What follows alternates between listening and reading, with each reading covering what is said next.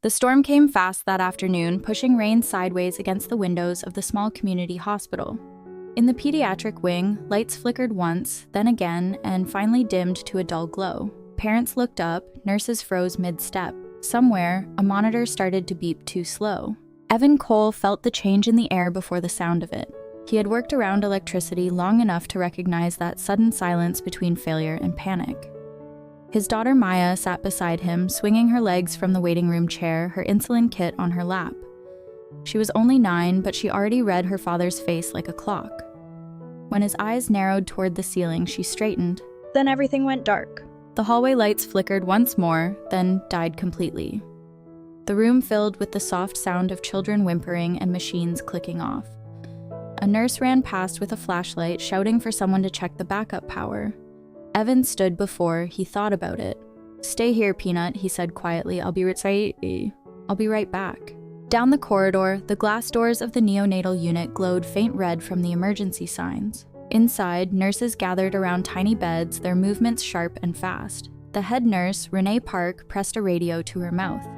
"Backup should have kicked in by now," she said, voice low but steady. "We can't lose power in here."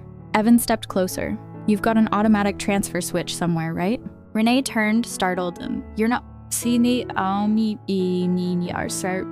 not staff."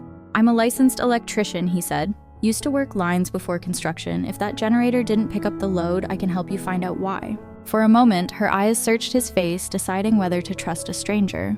Another alarm beeped. A baby's oxygen dipped. "Fine," she said. "It's in the basement, past the supply stairs. Follow me." They ran down the narrow stairwell that smelled of metal and cleaner. The emergency lights along the wall pulsed weakly. At the bottom, the hum of machines was gone. Only rain against the vents broke the quiet. The generator sat in the corner, big, gray, and silent. Evan laid a hand on the metal casing. No vibration, no warmth. Dead. "Who serviced this last?" he asked. Renee flipped through a clipboard. 2 weeks ago. New unit, they said. Evan opened the side panel, eyes following the rows of breakers. "Doesn't look new," he muttered. He found the manual switch and pulled it part way. The metal groaned, then caught. The sound of current rolled up through the floor like a heartbeat returning to a body. Lights blinked in the hallway above them, weak but alive. Renee exhaled, shoulders dropping. "You just bought us time," she said. "Not much," he replied. "Something's wrong with the setup. If the wiring's mismatched, this whole system could burn itself out." Above them, a faint cheer came from the nurses. Maya's small voice echoed down the stairwell. "Dad, the lights are back." Evan smiled for half a second, enough for her to see calm in his eyes. "Good job staying put," he called back. "We're not done yet." He turned to Renee. "Keep those vents clear and the monitors on battery for now. I'll hold the load steady till facilities get here." She nodded, already relaying orders through her radio. Around them, the generator hummed louder, finding its rhythm again. But when Evan bent to lock the panel, his eyes caught a sticker half peeled from the corner. The service label was newer than the rest of the machine, printed with a serial number that didn't match the hospital's record tag. A quiet unease tightened in his chest. He brushed dust from the numbers, reading them again. Something about it didn't fit, a part too cheap for a system this important. He didn't know why yet, only that storms had a way of exposing what people tried to hide. He wiped his hands on a rag, looked back at the glowing panels, and felt that old pull in his gut, the one that told him this wasn't over.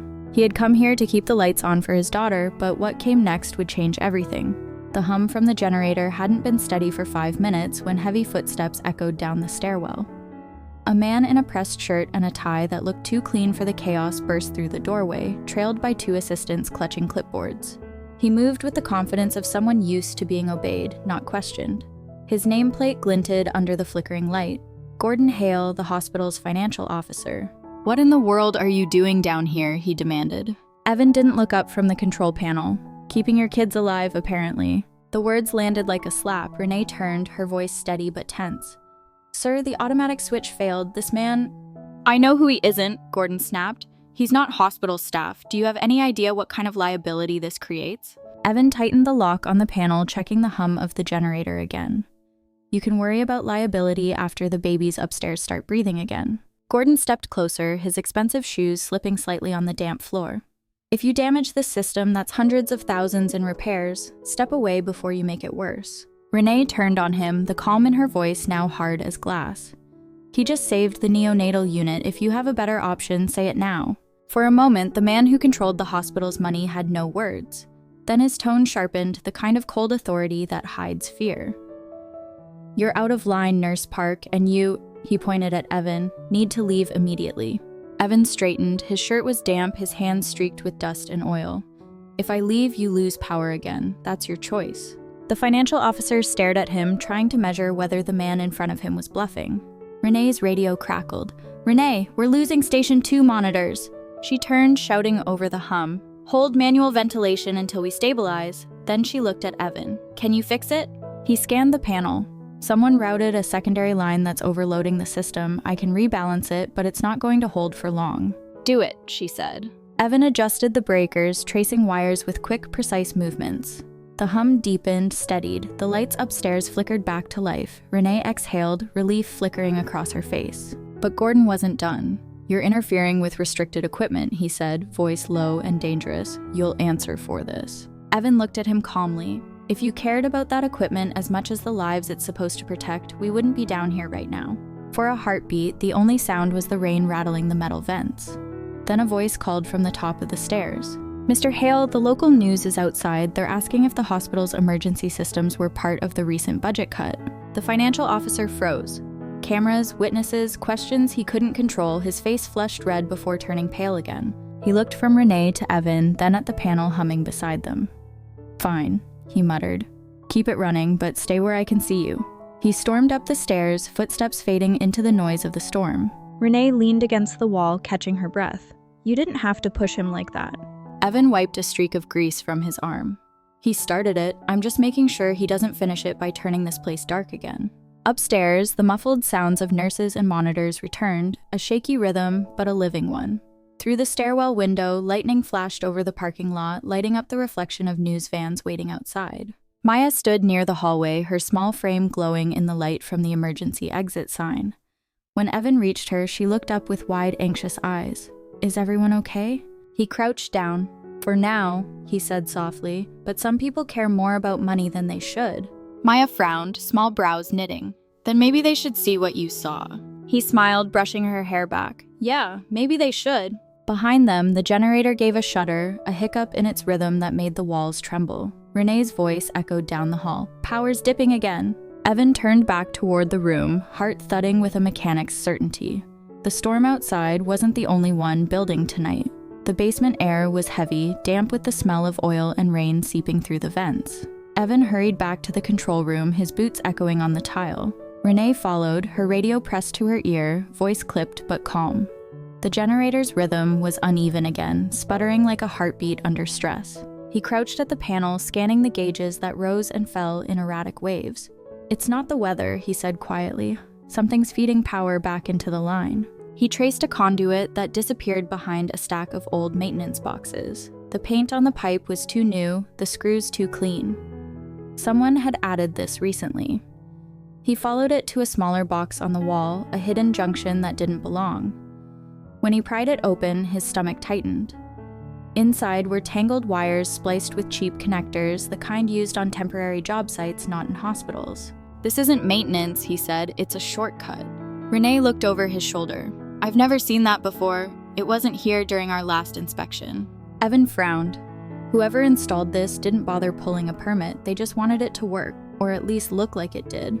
The radio on Renee's shoulder crackled. "Renee, heat's dropping in the neonatal room. One of the incubators is failing." Her grip on the radio tightened. "Copy that, we're working on it." Evan moved quickly, flipping breakers, isolating the faulty loop. "If I reroute the load here, I can buy you stability upstairs, but we'll lose power in the offices." "Do it," Renee said without hesitation. He turned the switch. The lights above flickered once, then steadied. The hum deepened, strong, alive. For a moment, the basement felt like it could breathe again. But before they could exhale, footsteps thundered down the stairwell again. Gordon Hale, the hospital's financial officer, reappeared, face pale, phone pressed to his ear. His assistant trailed behind, whispering frantically. "Mr. Hale, the media's asking about the generator," she said. "They want to know if the new unit passed inspection." Gordon's jaw locked. He hung up and stared at Evan. "You need to get away from that equipment." Evan stood. "Something's wrong with your wiring. You've got a line pulling power that doesn't belong here." "That's impossible," Gordon snapped. This system was approved and signed off by our contractors last month. Evan gestured to the open junction box. Then maybe your contractors lied. These connectors aren't hospital grade. And this tag, he pointed at a silver sticker, doesn't match your service records. Renee blinked. I checked those files myself. Our generator was supposed to be brand new. Evan gave a low whistle. Then someone swapped parts because this setup's been patched together from old equipment. For the first time, Gordon looked unsure. His eyes darted to the sticker, then away.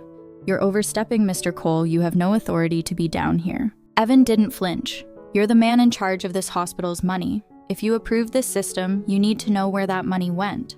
Gordon's face tightened. You're out of line. Renee stepped forward. He's right. If the emergency line was compromised, we need to report it. Gordon's tone rose, defensive now.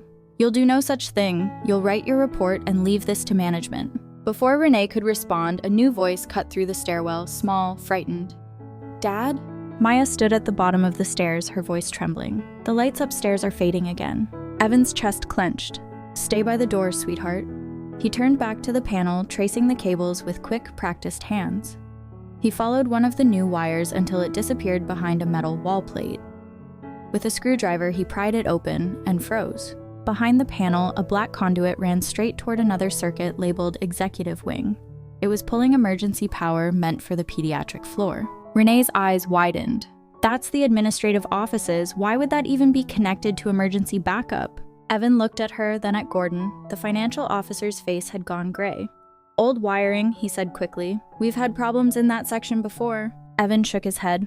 No, that conduit's new. Whoever installed it wanted to make sure the offices never lost power, even if the rest of the hospital went dark. The room went still, except for the hum of the generator struggling under the load. That's not just wrong, Evan said. That's theft. Renee's voice dropped. They took power from the children's wing to protect their own offices. Gordon snapped, You don't know what you're talking about. Evan looked him dead in the eye. I know what bad wiring looks like, and I know guilt when I see it. Renee's radio came alive again, filled with panic. Renee, oxygen levels dropping in Station 2. We're losing another incubator. Evan turned back to the board. We cut the executive feed now. You ready? Renee scanned the clipboard, voice shaking. Cut lines 12 through 15. Keep 16 alive. He threw the switches one by one. The hum steadied. The lights flickered once, then held firm. Above them, the sound of cheers and relief echoed faintly through the vents. Renee pressed a hand to her chest. You did it. Evan leaned against the wall, catching his breath. We just stopped the bleeding, but now we have to find out who caused the wound.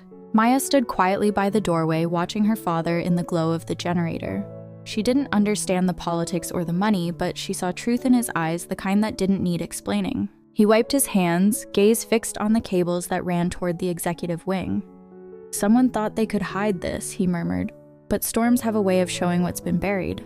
And somewhere above them, as thunder rolled through the sky, the first camera flash from the parking lot caught the hospital's nameplate in the rain.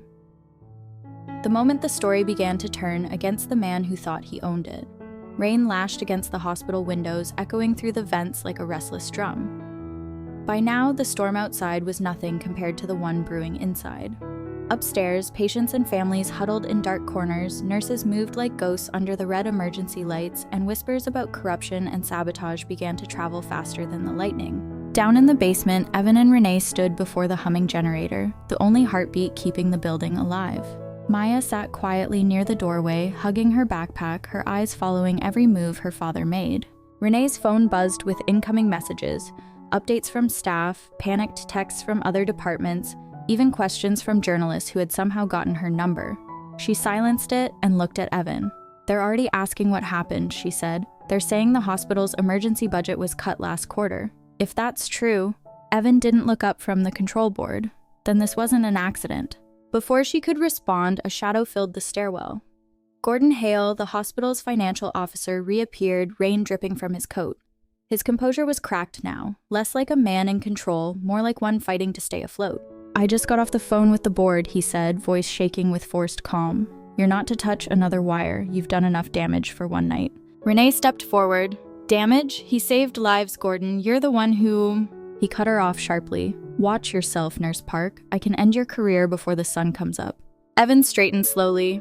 You might want to save your threats for later. We found the problem. Someone rerouted emergency power to the executive offices. I'm guessing that didn't happen by mistake. For a moment, the only sound was the hiss of rain through the vents. Gordon's face twitched. "You're making serious accusations," he said, voice tight. Evan held his gaze. "No, I'm stating facts, and if you're half as smart as your suit looks, you'd be worried about who else knows them." Gordon's expression shifted, anger giving way to something colder. "You don't understand how this place works, via Sesimochi," he said softly. "You think hospitals run on goodwill and volunteer hours? They run on funding, on deals, on people like me making sure the lights stay on." Renee took a step closer, disbelief in her voice. "By stealing power from newborns?" The financial officer's jaw clenched. "You're naive," he said. "You think you're saving lives tonight, but if donors find out about this, the hospital will close within a year. Hundreds will lose their jobs." Evan looked at him, steady and calm. "And you'll lose the one thing you can't buy back, your conscience." A flicker of lightning lit the basement, washing Gordon's face in white for an instant.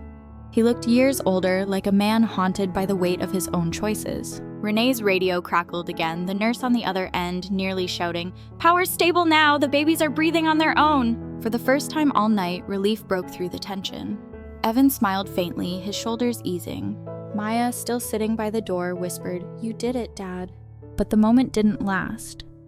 The stairwell above them erupted in noise. Hurried footsteps, the sharp sound of raised voices. Two uniformed men appeared carrying flashlights and wearing hospital security badges. "Mr. Hale," one called out, "news crews are outside. They're demanding a statement."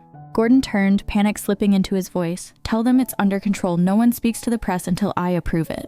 The guards hesitated. "Sir, they already have footage. Someone's streaming from inside."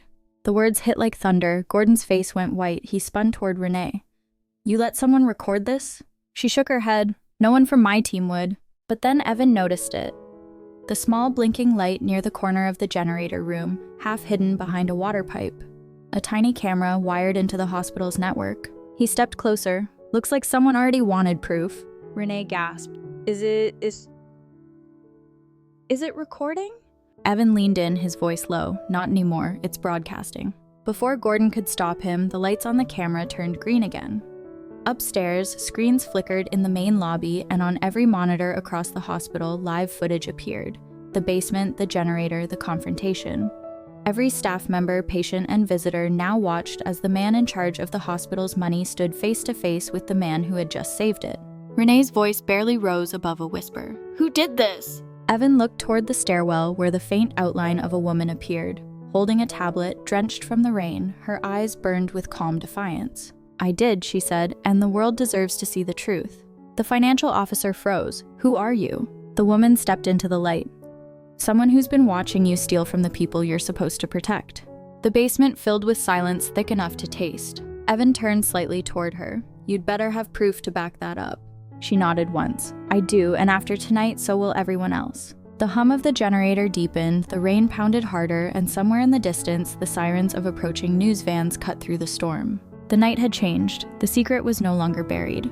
And the man who thought he controlled everything had just lost control of the story. The red glow from the emergency lights painted the walls like a warning. Water dripped steadily from the ceiling, each drop echoing in the charged silence. The woman's presence changed the room. She wasn't dressed like staff. Her soaked trench coat clung to her shoulders, her heels muddy from running through the rain. But her expression was calm, her eyes locked on Gordon Hale, the hospital's financial officer, like she had waited years for this moment. Renee stepped forward first. "Who are you?" The woman brushed wet strands of hair from her face. "My name's Elise Monroe. I'm with the hospital's audit division. Or at least I used to be." Gordon's voice cracked through the air like a whip. "You were fired 6 months ago for breaching confidentiality. You have no right to be here." Elise didn't flinch. "I didn't breach anything. I uncovered something you wanted buried." Evan's gaze moved from the woman to the blinking light on her tablet. "You're the one streaming this, aren't you?" She nodded. "Every department, every monitor in this building is watching. No more secrets." The financial officer's composure shattered. "You think this stunt will save you? You're broadcasting stolen data. That's a federal crime." Elise's tone remained calm, but her voice trembled beneath the steadiness.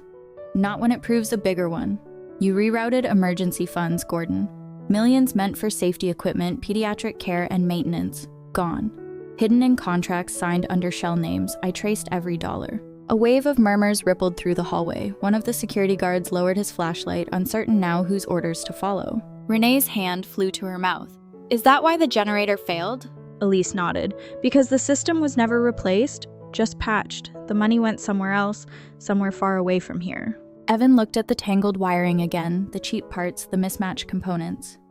"You turned this hospital into a ticking bomb," he said quietly. Gordon's voice rose in panic. "You don't understand how these places survive. The donations weren't enough. I did what I had to do to keep this place open." Elise stepped closer, her tone colder now. "You didn't do it for the hospital, you did it for yourself." A flicker of lightning lit the basement again, and for a heartbeat, no one moved.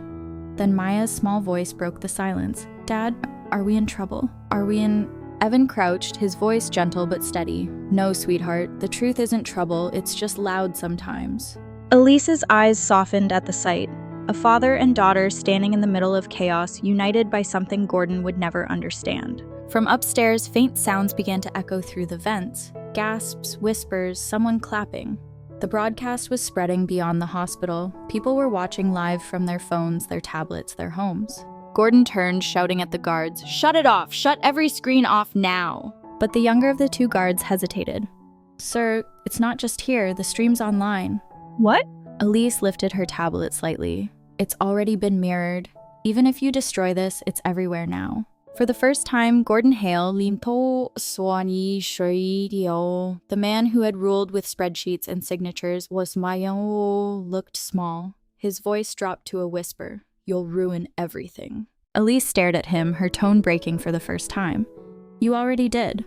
Then, from somewhere above, a sudden sound cut through the tension. Cheers. Nurses, patients, even janitors, clapping, shouting, crying. The truth had spread, and the lie had finally cracked open. Renee turned to Evan, tears in her eyes. "They know." He nodded slowly, his gaze fixed on the storm beyond the basement door. "Yeah, but this storm's not over yet." Elise powered down her tablet, her breath shaky now. "He won't stop. The board, the investors, they'll protect him." Evan looked at her, then at Maya, who clung to his sleeve. "Then we don't run. We make sure this time the right people are watching." Elise studied him, the stranger who'd walked into her fight and somehow made it his own. "You're not just a mechanic, are you?" Evan gave a small, tired smile. "Not tonight." Lightning flashed again, illuminating the broken wires, the faces streaked with rain and sweat, and the truth that could no longer be hidden. And somewhere in that electric silence, Elise realized this was only the beginning. Because when power shifts in a place built on lies, the most dangerous part is what comes next. By midnight, the storm had swallowed the city whole. Lightning splintered the sky outside the hospital, flashing through the windows like camera bulbs, as if the world itself was documenting every lie being exposed. The basement smelled of wet concrete and burned metal. The hum of the generator filled the silence that followed Elise's broadcast, steady but fragile, like a pulse on borrowed time. Renee was upstairs now, helping the medical team stabilize the babies, leaving Evan, Elise, and Maya in the generator room. The air was thick with exhaustion and something heavier, the weight of truth that could no longer be ignored. Elise wiped rain from her tablet, her fingers trembling. "It's spreading faster than I thought," she said. "Every news outlet has picked it up. The board will try to spin it, but they can't unsee what's already out there." Evan leaned against the wall, arms folded, eyes tracing the tangle of cables. "You did something brave tonight. Dangerous, but brave." She met his gaze. "You fixed the power. I just showed people what kind of men broke it." From the stairwell above came the echo of heavy footsteps. Slower this time, deliberate. Gordon Hale descended again, but the arrogance was gone. His tie hung loose, his hair disheveled, and his voice was low when he spoke. "Turn it off, Elise. You've made your point." She didn't move. "It's too late, Gordon. The files are everywhere now." He took another step, eyes darting to Evan, then to the small figure standing behind him. "You've got a daughter, don't you?" he said quietly. "Think about her. Think about what happens when people like me lose everything. We don't go quietly." Evan's jaw tightened. "Are you threatening her?" Gordon's tone stayed calm, almost pitying. "I'm warning you, the people who finance this hospital, they're not just donors. You think I was the only one rerouting money? You think I was the mastermind?" He laughed softly, but it was a sound without humor. "I was a middleman, replaceable." Elise's eyes narrowed. "Then who's above you?" He hesitated. "You wouldn't even find their names on paper. They built this place to wash their money, to make themselves look like saviors. You pull one thread, the whole thing burns." Evan stepped closer. "Then maybe that's what needs to happen." Gordon's voice dropped to a whisper. You have no idea who you're up against. Elise took a step forward. Then tell us, who are they? For a moment, his lips parted as if he might answer, but before he could, the basement door creaked open again. A pair of headlights swept across the stairwell. Uniformed officers appeared, soaked from the rain. Behind them, the red and blue flash of police lights painted the walls. Mr. Hale, the lead officer said, you're under arrest for embezzlement and fraud. You need to come with us. The financial officer froze. His eyes darted to Elise, then to Evan. You think this is over? He whispered. You just put targets on your backs. The officers pulled him away, his words fading with the echo of their footsteps. When the door shut, the basement fell quiet again, except for the storm's distant rumble. Elise stood still, staring at the spot where he'd stood. Her voice was barely a whisper. He's not lying. If what he said is true, this goes higher, much higher. Evan checked the generator's voltage, then straightened. Then we don't stop at him. We find the people behind it. Maya tugged gently on his sleeve. Dad, are we going home? He looked down at her, her small face streaked with sweat and worry, her eyes searching for safety in a world that seemed to keep breaking. He crouched, brushing her hair back. Soon, sweetheart, I just have to make sure no one ever hurts kids like the ones upstairs again. She nodded quietly, trusting him in a way that made his chest tighten. Elise watched the moment silently. In that dim, flickering light, she saw not a mechanic or a bystander, but a man who carried a promise heavier than any secret. From the vents above, the faint sound of applause drifted down, nurses, patients, and strangers who had witnessed courage in real time. But Evan wasn't listening. His eyes were fixed on the conduit running along the wall, the one that fed power to the upper floors.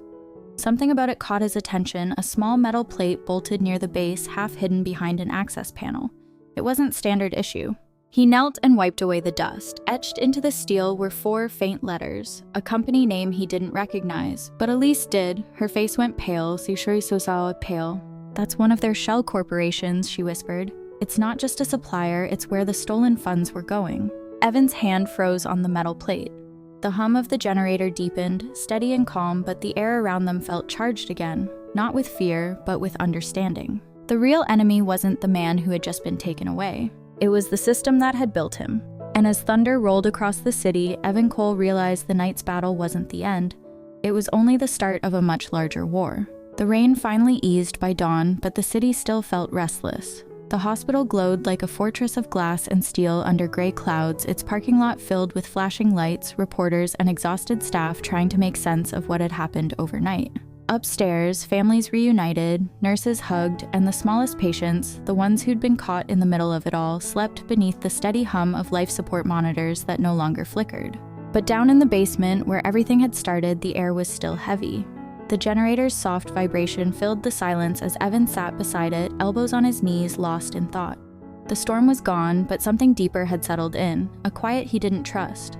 Elise stood nearby, her tablet in hand, eyes fixed on the glowing screen. They're already moving, she said quietly. The hospital board froze Gordon's accounts within hours, but the names he mentioned, the ones above him, they're not in any official record. Evan glanced at her. You mean they wiped themselves clean? Exactly. Shell corporations, offshore accounts, fake charities, it's a web. Gordon wasn't wrong about one thing. Someone much bigger was pulling the strings. She turned the tablet toward him. On the screen were folders, encrypted files Elise had managed to copy before the servers were locked down. These are from his private drive, hidden directories, mislabeled invoices, payment trails that all lead back to the same 3 companies, and guess who installed that generator you fixed? Evan frowned, the name on the plate downstairs. Elise nodded. A dummy contractor owned by one of those shell companies. They'd been using the hospital as a front to launder money, millions, probably more. When I found the first transaction, I tried to alert the auditors. The next week, I was fired. Evan ran a hand through his hair. So this wasn't just greed, it's a whole network. Maya, who had been sitting quietly nearby, looked up. Does that mean the bad guys are still out there? Her voice was small, but it cut through the room like lightning. Elise hesitated before answering. Yeah, she said softly. They are. Evan reached for his daughter's hand. Then we find them before they hurt anyone else. Elise stared at him. You're a mechanic, not a detective. He gave a faint smile.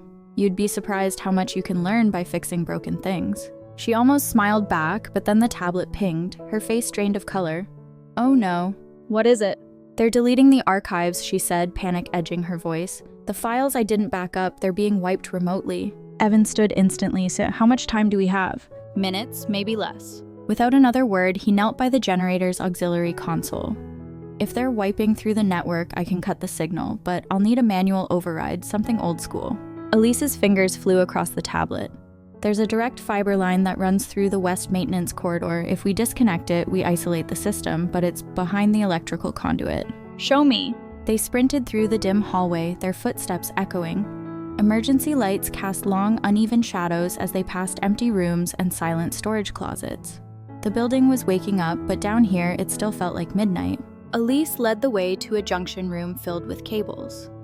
The air buzzed faintly with static. She pointed to a thick orange wire running along the wall. That's the one. Evan grabbed a wrench and started unscrewing the metal plate. Once I cut this, we lose all digital connection. No emails, no uploads, nothing. Just do it, Elise said. We can rebuild later. Sparks flew as the wire snapped loose. The hum in the walls softened and the room fell into an eerie quiet. Elise checked her tablet again, then exhaled in relief. It worked. They can't reach the files now. Evan looked at her. So what's next? She hesitated. Now, we expose the rest, but not here, not through the media. She turned the screen toward him, showing a map dotted with markers. These addresses belong to the companies funding the hospital's expansion projects. They're not local. Some of them are overseas. This goes far beyond one city. Evan's eyes narrowed. You think the same people built other hospitals? I think they built a whole empire, she said. One that hides behind charity and good press. Maya tugged at Evan's sleeve again. If you're going to stop them, can I help too? Evan smiled softly. You already have. Elise watched the two of them, her heart heavy but full of something she hadn't felt in years. Hope. The kind born from seeing good people stand up when no one else would. But outside, beyond the walls, black cars were already pulling into the lot, quiet, unmarked, and moving with purpose. Men in suits stepped out, shielding their faces from the drizzle. They weren't reporters or police.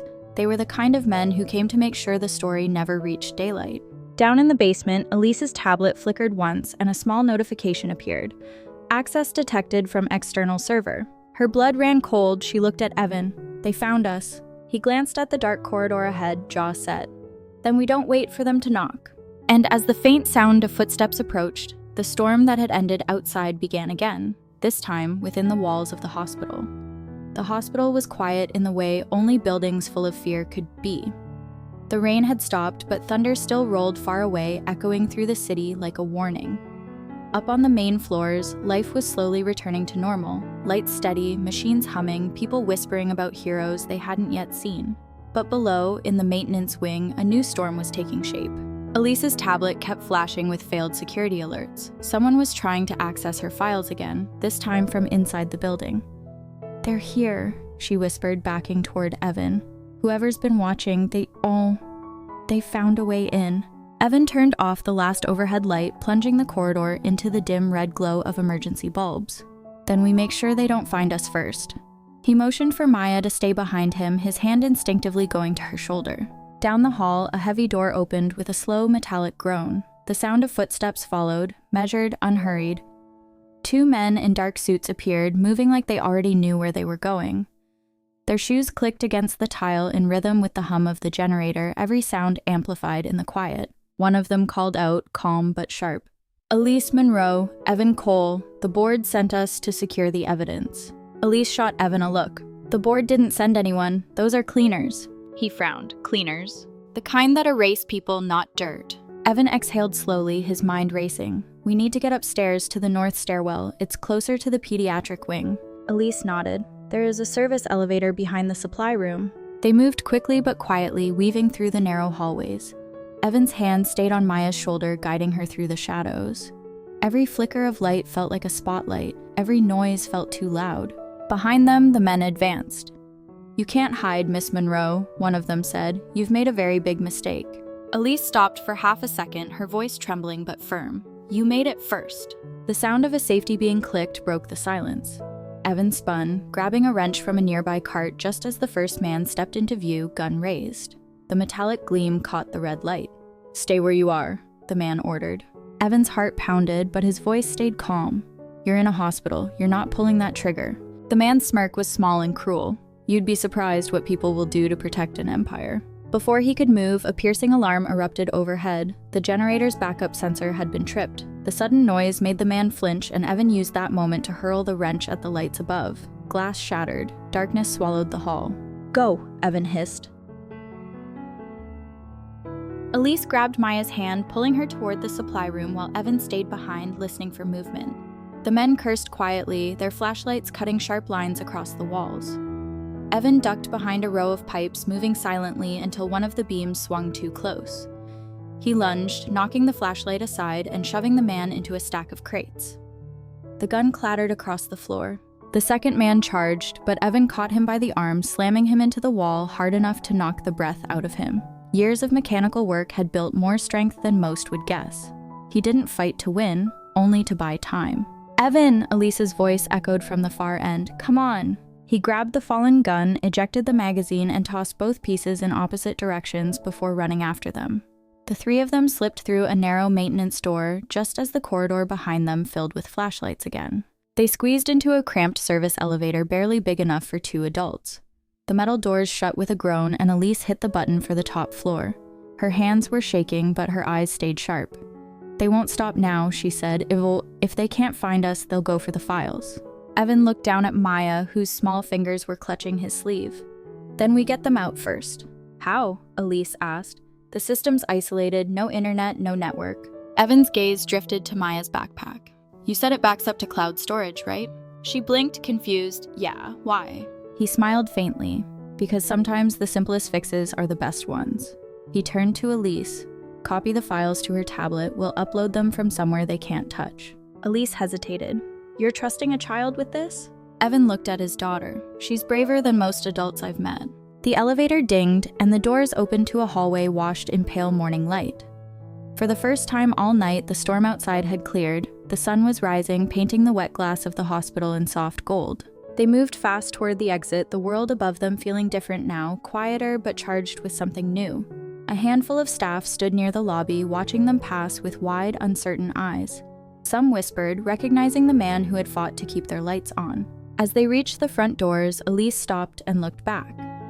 Through the glass reflection, she saw movement at the far end of the hall, dark suits, still searching. She turned to Evan, voice low but steady. "Once this goes public, they'll come for us again." Evan nodded.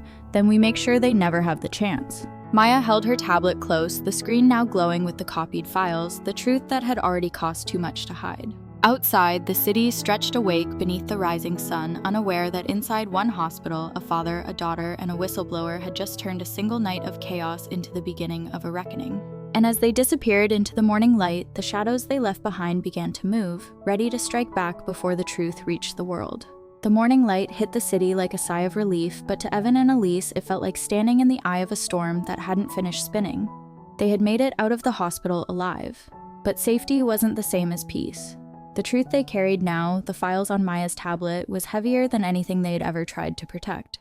They sat in a small diner a few blocks away, the kind that smelled of burnt coffee and early shifts. Maya sipped hot chocolate while coloring quietly in the corner booth, unaware of how fragile the quiet really was. The news on the television above the counter played clips from the night before. Helicopters circling the hospital, flashing lights, police statements. The headline read, "Financial officer arrested in hospital scandal investigation expands."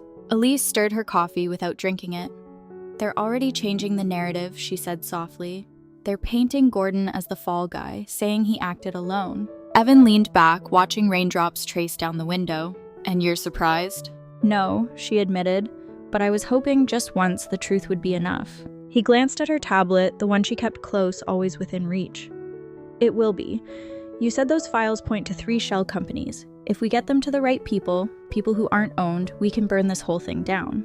Elise looked up at him, tired but determined. "And you think those people still exist?" Evan didn't answer. His silence said enough. The bell above the diner door jingled. 2 men in gray coats stepped inside, shaking off the drizzle. They didn't look like regulars, they ordered nothing. One of them scanned the room, his eyes landing briefly on Elise before drifting toward the counter. Evan's instincts kicked in. He spoke without turning his head. "We have company." Elise's fingers tightened around her coffee cup.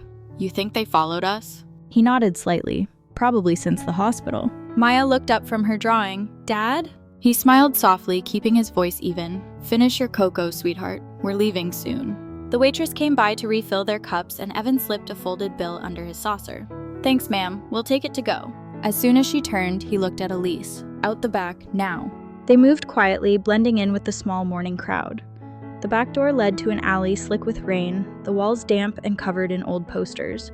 They crossed quickly, Maya's small hand gripping her father's tight. But as they turned the corner, a black sedan crawled down the street, slow, too deliberate. Elise cursed under her breath. "They're not even trying to hide." Evan scanned the alley, then spotted an old service truck parked near a mechanic's garage. The back was half open, full of spare parts. He guided Maya and Elise behind it just as the sedan rolled past.